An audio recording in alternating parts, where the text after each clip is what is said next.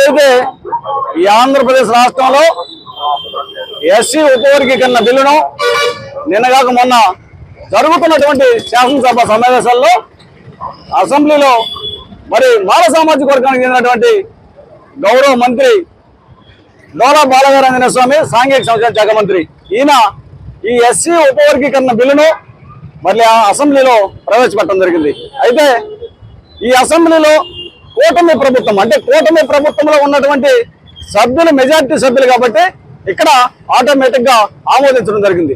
ఇక్కడ ఈ అసెంబ్లీలో బిల్లును ప్రవేశపెట్టినప్పుడు నలుగురు మాదిగ సోదరులు అంటే సామాజిక వర్గానికి చెందినటువంటి శాసనసభ్యులు ఈ యొక్క బిల్లు మీద హర్షధ్వనులతో మాట్లాడటం జరిగింది.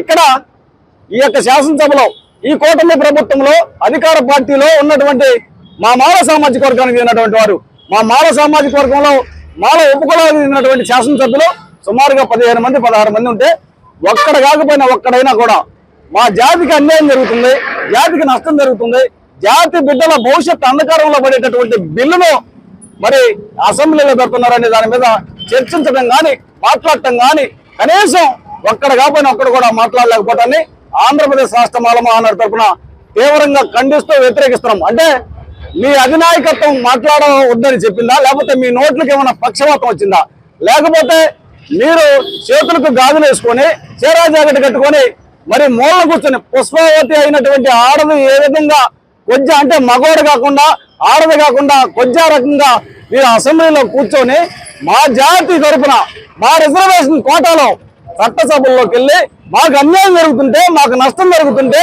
మరి మాట్లాడలేనటువంటి సవతలు దద్దమ్మలు మీరు ఎందుకు మీరు శాసనసభలో ఉండాలా? కాబట్టి మీరు స్వచ్ఛందంగా రాజీనామాలు చేసి బయటకు రావాలని ఆంధ్రప్రదేశ్ రాష్ట్ర మాల మహానాడు తరఫున మరి కోరుకుంటున్నాం. అంతేకాకుండా నిన్న మళ్ళా శాసన మండలిలో అంటే శాసన మండలిలో ఈ రాష్ట్రంలో వైఎస్ఆర్సీపీ పార్టీకి చెందినటువంటి వారి సభ్యులు మెజార్టీ ఉంటుంది.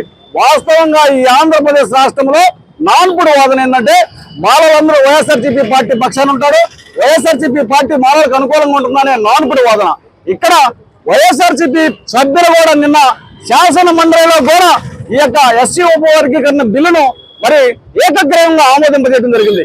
ఇక్కడ వైఎస్ఆర్సీపీ పార్టీలో ఉన్నటువంటి కార్యకర్తల నుంచి డిప్యూటీ సీఎం దాకా పనిచేసినటువంటి మా మాల సోదరులందరికీ తెలియజేస్తున్నాను, మీరు సంకలు ఎగరేస్తున్నారు కదా, ఎగిరెగిరి పడుతున్నారు కదా వైసీపీ పార్టీ మనకు అనుకూలంగా ఉందని. అంటే ఈ రాష్ట్రంలో వాస్తవంగా ఏ పార్టీ కూడా మాలల పక్షాన లేదు. మాలలను ఒక కక్షపూరితంగా వివక్షతో అనగదొక్కాలనే ఉద్దేశంతో మాత్రమే ఈ యొక్క వర్గీకరణ బిల్లును మరి ఆమోదింపజేయడం జరిగింది.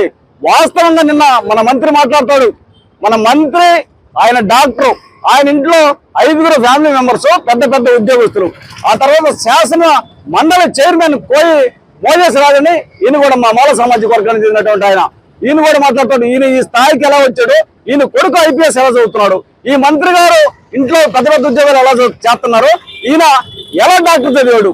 ఈ ప్రజాస్వామ్యబద్ధంగా సుప్రీంకోర్టు గైడ్ లైన్స్ కి అనుకూలంగా మరి వర్గీకరణ చేసామంటాడు. సుప్రీంకోర్టు ఇచ్చినటువంటి గైడ్ లైన్స్ 653 పేజీలు క్షుణ్ణంగా ఉన్నాయి. మేమంటే ఇంటర్మీడియట్ లో డిగ్రీ డిస్కంటిన్యూ చేసి ఉన్నాం కాబట్టి మీరు పెద్ద పెద్ద చదువులు చదువుకున్నటువంటి వాళ్ళు ఈ యొక్క సుప్రీంకోర్టు గైడ్ లైన్స్ శుభ్రంగా చదువుకోవచ్చు.